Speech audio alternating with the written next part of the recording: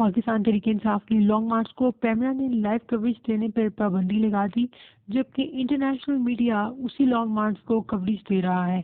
हमारे मुल्क में उल्टा हिसाब है, अपने लोग कवरेज दे नहीं रहे और बाहर वाले दे रहे हैं। Former Pakistani Prime Minister Imran Khan and his supporters are marching on the capital to call for early elections. They started the 380-kilometer walk to Islamabad in the eastern city of Lahore.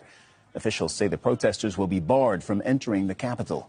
Khan stepped down after losing a no-confidence vote in April. He's been charged with corruption, but says the allegations are part of his opponent's efforts to keep him out of politics.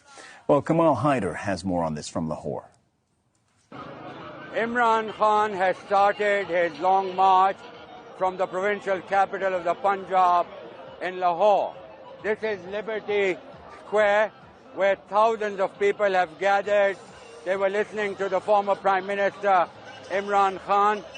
Women and children, the young and old, and his supporters have converged there to prepare for the long march on Islamabad. Now, speaking at the rally, the former Prime Minister singled out the country's intelligence chief, saying that he has become political. He's requested the army chief to take action. He spoke against the torture of journalists and even a senior legislator who was tortured in the custody. It is important to note that Pakistan is going through turbulent political times. The government in Islamabad is limited to only the capital because Imran Khan enjoys support in the Punjab, in the Khyber Pakhtunkhwa province, in Pakistani-administered Kashmir and Gilgit-Baltistan.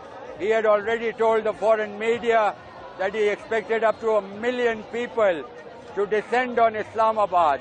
But he's also assured everyone that this is going to be a peaceful march, that they will not go into the red zone in Islamabad, and said that this is their struggle for freedom. God has blessed Khan with everything and anybody could dream of.